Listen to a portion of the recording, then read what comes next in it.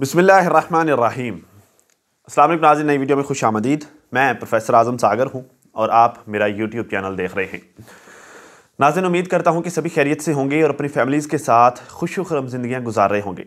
अल्लाह ताला यूँ ही सभी को हंसता, मुस्कुराता, खिलखिलाता, खुश और आबाद रखे। काफ़ी अर्सा पहले की बात है नाज़रीन, जब नजमा मेरे पास आया करती थी तो एक बार मैंने नजमा से पूछा कि डीडी को डीडी क्यों कहते हैं, दिलबर को डीडी क्यों कहते हैं। कहते मुझे एग्जैक्टली तो नहीं पता कि दिलबर को डीडी क्यों कहते हैं, लेकिन डीडी से दिलबर दल्ला बनता है। मुझे अच्छा, उस वक्त भी मैं हंस पड़ा। और मुझे बैठे बैठे आज जब मैं डीडी की वीडियो देख रहा था रिगार्डिंग हिज सिस्टर, और फिर मैं जब नैना की वीडियो देख रहा था दिलबर से रिलेटेड, और फिर मैं जब आयशा की वीडियो देख रहा था दिलबर और अपने बच्चे को लेकर, तो उस वक्त मुझे ये नजमा की ये बात बार बार मेरे सर पे हथौड़े की तरह से बज रही थी। बार बार मेरे दिमाग में ये बजे जा रही थी कि दिलबर को डीडी को कहते हैं, और आगे से जवाब जो था वो बार बार मेरे दिमाग में ये वजे जा रहा था, लगे जा रहा था कि दिलबर को डीडी इसलिए कहते हैं कि ये डीडी से दिलबर दल्ला बनता है। ये मेरे अल्फाज नहीं है भाई, ये मुझे इस तरह से बताया गया था। और फिर मैंने जो बहुत सारे लोगों को ये कहते हुए भी सुना, और ये मैच करता है। मुझे नहीं पता कि एग्जैक्टली इसे क्यों कहते हैं, लेकिन ये मैच करता है, परफेक्टली मैच करता है। दिलबर साहब ने आज शहबाज के लिए जो वीडियो बनाई, आज या कल जब भी उसने शहबाज के लिए वीडियो बनाई, तो मेरा दिमाग भग से उड़ गया जब मैंने देखा कि शहबाज को दिलबर साहब ये कह रहे हैं, अपनी बहन से रिलेटेड बता रहे हैं कि शहबाज के करतूत बता रहे हैं। वो कहते हैं ना यार, जब अल्लाह ताला की ज़ात इंसान की रस्सियाँ खींचती है ना, तो इंसान को भागने का मौका नहीं मिलता। उसके दिमाग पर, उसकी आंखों पर पर्दे चढ़ जाते हैं। उसे समझ नहीं आती कि उसने कौन सी बात करनी है और कौन सी बात नहीं करनी, किस जगह पर कौन सी बात होनी चाहिए। इंसान को इस बात की समझ ही नहीं आती। मतलब दिलबर की अब अल्लाह ताला की ज़ात ने रस्सियाँ खींची हुई हैं। ये वही दिलबर है जिसकी एक औरत के साथ चैट्स सामने आई थी। ये उसके साथ कोई रोमांटिक गुफ्तगू कर रहा था, उसने उसको पैसे वगैरह भी भेजे थे। शायद आप लोगों को याद हो, कुछ अर्सा पहले की बात है। पता नहीं किस नाम से थी वो औरत, उसकी शायद साइमा नाम से थी औरत, I don't remember proper her name. उसने कुछ चैट्स वगैरह भी इसकी चलाई थी, लगाई थी कहीं पर, ठीक है, कुछ सेक्शन वालों को दी थी। तो दिलबर वहाँ भी करैक्टर का ढीला। कोई मेरे ख्याल से एक और भी लेडी थी, मैं कल के परसों उसकी वीडियो देख रहा था, पता नहीं क्या नाम था उसके चैनल का। उसने भी अपने थंबनेल पे लिखाया हुआ था कि फातिमा देख लो सबूत, दिलबर ने मेरे साथ फ्लर्ट किया, दिलबर ने मुझे प्रपोज किया, ठीक है। वो भी इसके दिलबर की चैट्स लगा के बैठी हुई थी, ठीक है। और दिलबर अब यहाँ पर जाकर तीसरी शादी भी करके बैठा हुआ, ठीक। तो जगह जगह पर दिलबर के कारनामे बिखरे पड़े हैं, और दिलबर साहब अपने साले को एक्सपोज करते हुए साथ में जो है वो अपनी बहन की इज्जत के परखचे उड़ा गए। यार, इस तरह की जो बातें होती हैं ना, ये पर्सनल में करने वाली होती हैं, प्राइवेट में करने वाली होती हैं। तुमने अपने साले से ये मैटर डिस्कस करना था शहबाज के साथ, तो उसको डिस्कस करने का मैटर ये नहीं था कि तुम जो है वो 60-70 हज़ार लोगों की मौजूदगी में ये बात शहबाज के मुंह पर मारो कि तुमने मेरी बहन पर हाथ डाला था। मतलब यार, तुमसे बड़ा बेगैरत बंदा मैंने आज तक नहीं देखा, तुमसे बड़ा बेगैरत मैंने ज़िंदगी में नहीं देखा। ये कैसा भाई है, ये कैसा भाई है कि जो अपने साले को ये कह रहा है कि तुमने मेरी बहन पर हाथ डाला था उस वक्त के जब वो तुम्हारी भाभी थी। मुझे हया आई भाई तुम्हारी वो बात सुन के कि तुम अपने साले को ये कह रहे हो। ये सो नहीं यार, साला ना भी होता, कोई भी थर्ड पर्सन होता, तो एटलीस्ट तुम्हें अपनी बहन की इज्जत का ख्याल होना चाहिए। ये कैसा भाई है? ये वो भाई है जो कहता है कि मैंने अपनी बहन की शादी बाप बनकर की, मैंने अपनी बहन को बाप बनकर पाला। वो कहता है कि मैंने अपने छोटे भाई को बाप बनकर पाला। ये वो भाई है जो अपनी बहन के बारे में ये बात कर रहा है दुनिया के सामने बैठकर। तो मुझे उस वक्त जब मैं इसकी बात ये सुन रहा था, तो मेरे कानों में नजमा की आवाज़ धड़ाधड़ करके गूंज रही थी, जो ये कह रही थी कि डीडी का मतलब है। अब आप लोगों के कानों में भी गूंज रही होगी, मुझे पता है मुझे, लाइक कर दियो फिर, ठीक है। तो खैर जी, ये हालात हैं दिलबर साहब के। नजमा की बात कर रहे थे तो मुझे याद आ गया नजमा की बात भी। नजमा भी फातिमा को ट्रोल कर रही थी, नजमा भी फातिमा के अगेंस्ट धड़ाधड़ जो है वो बातें सुना रही थी फातिमा को कि ये मुखाफात अमल है। ये जो है उस वक्त हमें भी बड़ा दुख हुआ था, ये ऐसे।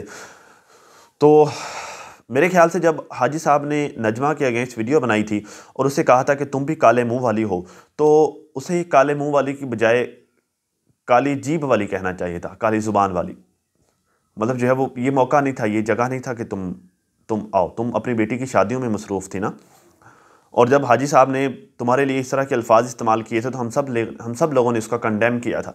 हम सब लोगों ने उस पर जो है वो आवाज़ उठाई थी कि हाजी साहब ने इतनी घटिया ज़ुबान अपनी बेटी के लिए क्यों इस्तेमाल की है, अपनी बेटी के लिए। तो अब क्या कहें, तुम डिज़र्व करती हो, मतलब क्या कहें, तुम्हें शर्म नहीं आई? तुम मतलब ये टाइम है बात करने का। मतलब मैंने मरियम सिस्टर की वीडियो देखी जिसमें उन्होंने कहा कि उनके पास प्रूफ है नैना की आवाज़ में, जिसमें जो है वो ये बता रही है कि आयशा का किस किस के साथ क्या क्या रिलेशन था, क्या क्या ताल्लुक था। मरियम सिस्टर कह रही हैं कि उनके पास प्रूफ है। तो मतलब मैं उन बातों में नहीं जाना चाहता, मैं नहीं चाहता कि मैं वो सारी बातें यहाँ पर एक्सप्लेन करूँ या मैं उन सारी बातों को खोलूँ। तो बहरहाल तुम्हारा बनता नहीं था, तुम खामखा क्यों तुम खामखा क्रिटिसाइज़ कर रहे हो? तुम्हारा तो दिलबर के साथ भी फटा था ना। मतलब मैंने यार दिलबर की वीडियो देखी, जब वो नजमा के बारे में बात कर रहा था तो वो नजमा मामी नहीं कह रहा था, वो कह रहा था नजमा। कभी कभार वो नजो भी कह देता है, ठीक है। तुम्हारा तो दिलबर के साथ फटा था ना, तुम्हारा तो दिलबर के साथ इश्यूज चल रहे थे। फातिमा के साथ क्या? फातिमा के लिए मेरे ख्याल से दिल में शुरू से खुन्नस रख के बैठी हुई है। आज जब आयशा की मैं वीडियो देख रहा था, एक्चुअली वो अल्फाज तो फातिमा के लिए ठीक इस्तेमाल कर रही थी, लेकिन उसके ठीक अल्फाज से भी बदबू आ रही थी। किस चीज़ की? जलन की। एक एक एक एक दिल के अंदर जो है वो एक लग्जश सी रख के बैठे होना, दिल के अंदर एक कांटा सा चुभो के बैठे होना। शायद तुम दोनों बहनों का शायद यही हाल है कि शुरू से ही फातिमा के लिए तुम लोगों के दिल में ये इशू था। तभी जब टाइम आया, जब उसका बुरा वक्त आया, उस वक्त तुमने उसको पकड़ के रखा। तुम्हें ये ज़ेब नहीं देता नजमा, तुम्हें ये नहीं करना चाहिए। Shame on you. तुम्हें मेरे ख्याल से हाजी साहब ने जो कहा ना कि काले मुंह वाली, तो काले मुंह वाली नहीं, काली जुबान वाली कहना चाहिए था। मेरे ख्याल से यही बेहतर रहेगा, क्योंकि मेरे ख्याल से जब हम सारे लोगों को, मैं जितने हेटर्स में से ख़वातीन जो जब धोती हैं, लाइक सितारा के लिए बकवासियात करती हैं, गंदी वर्डिंग यूज़ करती हैं, तो मतलब हमें दुख होता है और हम जो है वो उनकी मिट्टी पलीत करते हैं, हम उनको रिस्पॉन्स करते हैं, हम उनका मुंह तोड़ते हैं कि तुम लोगों को, तुम औरतें नहीं हो, तुम वहशी लोग हो, तुम्हारे अंदर इंसानियत नहीं है, तुम दरिंदे हो। एक औरत होकर औरत का दुख नहीं समझ सकती तुम ख़वातीन। हम इस तरह के अल्फाज उनके लिए इस्तेमाल करते हैं। आप फातिमा के लिए क्या कर रही हैं? आप एक औरत होकर औरत का दुख नहीं समझ सकती। चलें, आप कहते हैं कि आप तो इस दुख से गुजरे हैं। अगर आप लोग इस दुख से गुजरे हो, फिर भी आप फातिमा का दुख नहीं समझ सकती? फिर भी आप उसे उस वक्त उसके ज़ख्मों पर नमक छिड़क रहे हो कि जिस वक्त वो तकलीफ़ में है, जिस वक्त वो ज़ख्मी है, वो लहू लहू है, उस वक्त तुम उसके ज़ख्मों पर नमक छिड़क कर सुकून पहुंचा रहे हो, आराम पहुंचा रहे हो। किसको? वो डीडी की जो नई छमिया है उसको, वो जो बार बार बेड दिखाती है, वो जो बार बार जो है वो इस तरह के सीन्स क्रिएट करती है जिससे दिलबर की फर्स्ट वाइफ को तकलीफ हो। मतलब ये होता है ना, एक टैलेंट होता है ना औरतों को, ख़ास तौर पर सौतनों को दूसरी को जलाने का एक टैलेंट होता है। वो काम करती है और तुम उसको सुकून पहुंचा रही हो। किसको? फातिमा को ट्रोल करके। ये बात किसी और वक्त भी की जा सकती थी, ये बात बहुत पहले भी की जा सकती थी कि उस वक्त हमें तकलीफ हुई थी। पहले तुमने फातिमा को कभी क्यों नहीं कहा कि तुम्हें तकलीफ हुई थी उस वक्त जब आयशा का वाला मैटर हुआ था? अब जब उस पर बुरा वक्त चल रहा है, अब वो बात क्यों कह रही हो? पहले से दिल में खुन्नस रख के बैठी हुई हो। तो काली जुबान वाली नहीं, काले दिल वाली भी कहना चाहिए था बाबा जी को। काले मुंह वाली तो मुंह तो काला नहीं है। खैर जी, खैर आयशा का कहना है कि दिलबर के लिए था ये, दिलबर बाबर वगैरह के लिए, कि या तो तुम लोग तमीज़ से अली को मेरे हवाले कर दो, क्योंकि लॉ लीगली भी जो है ये मेरा राइट है, अदरवाइज जो है मैं तुम लोगों पर केस करूँगी और मैं लीगली अपने राइट्स को इस्तेमाल करूँगी और मैं लीगली ये मामला दे। पता क्या, मेरे ख्याल से मेरी ये ज़ाती राय है, बेहतर ये है कि अली को अब आयशा के हवाले ही कर देना चाहिए, क्योंकि मेरे ख्याल से ये थोड़ा सा बेहतर रहेगा अली के लिए। वो इन सारे झमेलों से निकल आएगा। देखिए पता क्या सिचुएशन, पता क्या है, अली डीडी की फर्स्ट वाइफ में से है, राइट, आयशा से है ना, ठीक है ना। फिर उसके बाद दूसरी आई, चलो फातिमा एक जो है वो उसकी स्टेप मदर के तौर पर उसकी परवरिश कर रही थी। खैर वो स्टेप मदर वाला बिहेवियर तो नहीं है उसके साथ जो वीलॉग्स में नज़र आता है, पर्सनल में क्या आई डोंट नो, ठीक है। तो बहरहाल फिर फातिमा आई। अब फातिमा के बाद एक तीसरी अम्मी आ गई है अली की। अच्छा, अब सिचुएशन ये है कि अब फातिमा खुद जो है वो लाइक उसके क्रिटिकल सिचुएशन है, सेंसिटिव सिचुएशन है, नाजुक सिचुएशन में इस वक्त खुद फातिमा है, ठीक है। तो अभी तो ये भी नहीं पता कि उसके बेचारे के जो अपने बच्चे हैं उनके साथ क्या होता है, डीडी उनके साथ क्या रवैया रखता है, क्या मामला होते हैं, अभी तो उनका भी नहीं पता। ये तो पहली वाइफ से है, तो अली के साथ क्या सलूक होता है, क्या मामला होते हैं, क्या बेहतर ये है उन सारी चीज़ों से बचने के लिए कि प्यार से, तमीज़ से अली को वापस कर दिया जाए उसकी माँ के पास। वहाँ पर इतने ज़्यादा इश्यूज़ नहीं हैं, तो मेरे ख्याल से वो ज़्यादा बेहतर रहेगा अली के फ्यूचर के लिए, अली की अच्छी लाइफ के लिए। मेरे ख्याल से वो ज़्यादा बेहतर रहेगा। बाकी लेट्स सी कि जो है वो इसमें आयशा क्या करती है, वो वाकई लीगली जाती, मूव करती है या नहीं करती, ये तो खैर वक्त ही बताएगा। बहरहाल बेहतर यही रहेगा कि वो वापस कर दें। बाकी उसने कहा ज़रूर है कि वो अब केस करेगी, वो अब जो है वो लीगली मूव करेगी अगर डीडी वापस नहीं करता तो। बाकी मामला कोर्ट के होते हैं, लेट्स सी कि कोर्ट क्या फ़ैसला करती है। मेरे ख्याल से कोर्ट जब डीडी जाएगा ना कोर्ट के पास जाएगा, कोर्ट बुलाएगी, तो जज इससे लाजमी पूछेगा कि अपने हकीम का बताओ कौन सी फकीक आते हो कि जो है वो हर चंद साल बाद जो है वो तुम्हारा पहले बीवी से दिल भर जाता है और तुम्हें एक नई छमियाँ चाहिए होती है। तो और फिर मेरे ख्याल से यही कहेगा, जज ने यही कहना है, कोर्ट यही कहेगी कि 2-4 साल बाद जो है वो तुम्हारा अगर तीसरी वाली से भी दिल भर गया, तुमने चौथी की तरफ जाना स्टार्ट कर दिया, तो जो पहली से जो बच्चा है अली, उसका क्या बनेगा। तो बेहतर यह कि वो अपनी माँ के पास ही जाए, ताकि जिसके जितने बच्चे हैं वो उसी के पास रहें। फातिमा के बच्चे फातिमा के पास, सनिया जो है छमिया के बच्चे छमिया के पास, आयशा के बच्चे आयशा के पास, उसके बाद जो नहीं आएगी उसके बच्चे, तो जितने जो हैं वो सब उनके माओं के पास छोड़ के तुम आगे चलते रहो, क्योंकि तुम्हारा तो काम ही आगे बढ़ना है ना। मतलब तुम तो जो है वो 2-4 साल बाद तंग आ जाते हो एक से, तो तुमने और की तरफ जाना होता है। तो मेरे ख्याल से तो यही होगा कोर्ट में। बाकी लेट्स सी जब कोर्ट में मामला जाएगा तो क्या होता है, ठीक है जी। अच्छा, अब नैना की वीडियो आज मैं देख रहा था, जिसमें जो है वो नैना के भाई ने ही नैना पर जो है वो बात की और नैना की इज़्ज़त अफजाई की। नैना बड़ा इमोशनल थी नाज़रीन, नैना बड़े दुखी थी कि मेरे भाई ने मेरे बारे में इस तरह की बात क्यों की है। तो नैना की हालत देखकर मुझे उस वक्त सितारा याद आ रही थी। सितारा भी इसी तरह दुखी हुआ करती थी जब सितारा की बहन सितारा के बारे में इस तरह की बात किया करती थी। आज नैना के भाई ने नैना के लिए इस तरह की बात की। हम सॉरी टू सही, नैना दुखी होगी नो डाउट, बट जो सच है वो है, ठीक है। तो उस वक्त नैना सितारा की बहन को अप्रिशिएट किया करती थी, सपोर्ट किया करती थी। उस वक्त नैना की जान थी सितारा की बहन में, वो बहन जो सितारा के कैरेक्टर की धज्जियाँ उड़ाती थी, वो बहन जो सितारा पर खुल्लम खुला इल्ज़ाम लगाती थी और खुला कीचड़ उछालती थी, बकवासियत करती थी, नैना उसको सपोर्ट करती थी। आज नैना की आंखों से निकलते हुए आंसू देखकर मुझे सितारा याद आई कि सितारा पर क्या बीता करती थी, और आज नैना के साथ वही हो रहा है।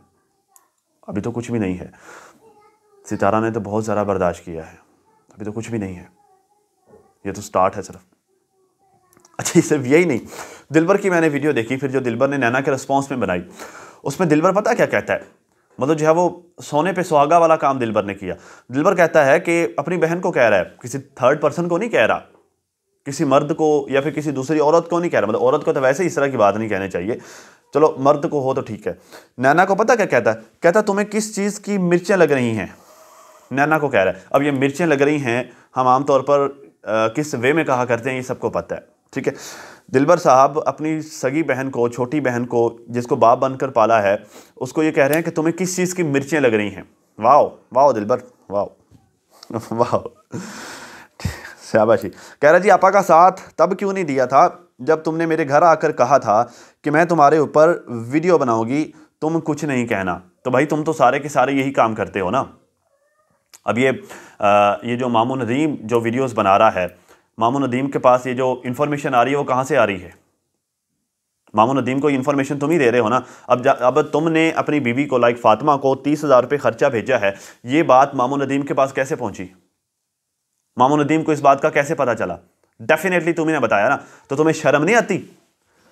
बिल्कुल शर्म नहीं आती? अपने मामू को इस काम पर लगाया हुआ है कि वो तुम्हारी बीवी पर वीडियोस बनाए, तुम्हारी बीवी की कैरेक्टर असैसिनेशन करे। जहरा मामू को, ये तुमने अपनी बीवी को पैसे भेजे, ये तुम्हारा और तुम्हारी बीवी के बिल्कुल दरमियान का मैटर है, सिर्फ तुम दोनों के दरमियान का मैटर है, कोई तीसरा इसमें इन्वॉल्व नहीं हो सकता। क्योंकि पैसे भेजने के लिए जो है वो आपको मस्जिद में जाकर अनाउंसमेंट नहीं करनी होती कि जी फलां को इतने पैसे भेज दो। आपको अपने मोबाइल से 4 हाथ मारने होते हैं, पेमेंट ट्रांसफर हो जाती है। बड़ा ईजी था। मेरे और जिसको पेमेंट भेजना दरमियान का मामला है, किसी को कुछ नहीं पता। अनटिल मैं या कोई दूसरा बंदा उसको बताए ना। तो फातिमा तो मामून नदीम को बताएगी नहीं, तो डेफिनेटली तुम्ही ने मामून नदीम को बताया ना। जब मामून नदीम को तुमने ये बताया कि तुमने फातिमा को खर्चा भेजा है, तो फिर और भी बहुत सारी बातें बताई होंगी। तो मतलब मामून नदीम को इन्फॉर्मेशन तुम दे रहे हो और मामून नदीम से वीडियोस तुम बनवा रहे हो। अगर तुम मामून नदीम से वीडियोस बना रहे हो तो फिर तुम अपनी साली से भी वीडियोस बनवा रहे होगे। वो जो तुम्हारी बीवी पर और तुम्हारे ख़ानदान पर क्रिटिसाइज़ कर रही है, उन पर जो है वो बातें कस रही है, फिर तुम ये भी कर रहे होगे। ये वही साली है जो आज से कुछ अरसा कबल ये कह रही थी कि डीडी हमारा भाई है और फातिमा हमारी भाभी है, हम उसका घर किस तरह से बर्बाद करेंगे। तो और फिर कर भी दिया। और वही वीडियो जो है फिर सनिया के चैनल पर उसने मेरे ख्याल से अपलोड की थी, जो भी मैटर था सो ऑन। ठीक है, तो तुम्हें शर्म नहीं आती अपनी बीवी के खिलाफ अपने मामू से वीडियोस बनवा रहे हो? तो तुम लोगों के तो पूरे के पूरे सबका एक ही काम है, पूरी फैमिली का यही काम है कि जो है वो तुम मेरे ऊपर वीडियो बना लेना, मैं तुम्हारे ऊपर वीडियो बना लूँगा, ना तुम कुछ कहना ना मैं कुछ कहूँगा, साथ में हम एक जैसे ही हैं, पर्सनल में हम एक जैसे होंगे, बस पब्लिक को उल्लू बनाओ। नैना के ऊपर मजीद मज़े की बात सुनी, नैना को एक्सपोज करते हुए दिलबर ने यह भी बता दिया कि हाजी बाबा हाजी और सितारा की वालदा के दरमियान और फिर नजो के दरमियान जो नाचाकियाँ हुई, जो ये लड़ाई झगड़ा हुआ है, जो मसले मसाइल क्रिएट हुए, इसमें भी नैना का हाथ था। कहता तुम मासी मुसीबतें हो, कहता तुम हर जगह पर जाकर फड्डे डलवाती हो, हर जगह पर जाकर तुम लड़ाइयाँ करवाती हो, क्योंकि तुमने नजमा के कहने पर अब्बू के मोबाइल से या पता नहीं किसके मोबाइल से तुमने वीडियो डिलीट की उसके चैनल से, जिस वजह से ये सारा फड्डा क्रिएट हुआ। तो यहाँ भी नैना निकली, यहाँ पर भी लड़ाई करवाने में नैना का हाथ निकला। कहीं पर नैना लड़ाइयाँ करवा रही है, कहीं पर नैना इश्क मशूकियाँ करवा रही है, कहीं पर नैना जो है वो रिलेशंस बनवा रही है, कहीं पर नैना कोई कंट्रोवर्सी क्रिएट कर रही है, कहीं पर नैना कुछ कर रही है, कहीं मतलब हर जगह पर नैना का कोई ना कोई फड्डा निकल आता है। नैना बाज नहीं आती। और दिलबर मतलब जो है वो सियाने कहते हैं ना, चंद्रे को चंद्रा 100 मील से खींचता है, यहाँ पर तो साथ ही रहते हैं, एक ही घर में रहते हैं। कहता है नैना तुम्हारा हक नहीं बनता था कि तुम मेरे ऊपर तनकीद करो, फातिमा का हक बनता है तुम्हारा नहीं। नैना का हक नहीं बनता कि वो डीडी के ऊपर तनकीद करे, नैना का हक नहीं बनता कि वो डीडी के ऊपर तनकीद करे। मतलब चेक करें कि आप इनका इस वक्त जो सिचुएशन है वो मतलब अजीब नहीं होगी। एक गलत कदम डीडी साहब, एक गलत कदम, आप कितने तनहा हैं इस वक्त। आपको छमियाँ तो मिल गई, लेकिन बाकी सारे रिश्ते हाथ से गए। बाबर आप पर क्रिटिस, आपको शर्म दिला रहा है, आपकी बहन नैना आपको शर्म दिला रही है। बीवी तो खैर जो पहली बीवी थी वो तो वैसे ही, बाकी के जो रिश्ते हैं वो भी मेरा नहीं ख्याल कि जिस तरह की हरकत तुमने की है इसके बाद अब तुम सितारा और साजिद के साथ भी मिलने के काबिल रहे हो। तुम मिलना भी चाहो तो वो लोग नहीं मिलेंगे, क्योंकि पब्लिक ऐसा होने नहीं देगी। लेट्स सी कि क्या होता है। तो एक गलत कदम इंसान को कहाँ से कहाँ पहुँचा देता है। कहता मैं फिर भी तुम्हें व्लॉग में ले लिया करता था, लेकिन बाबर तो तुम्हें व्लॉग में भी नहीं लेता था। बाबर तुम्हें व्लॉग में नहीं लेता था, मैं तो फिर भी तुम्हें व्लॉग में ले लिया करता था। ये हालात हैं। तो मतलब क्या यार, मतलब अभी मैं क्या इस पर बात करूं।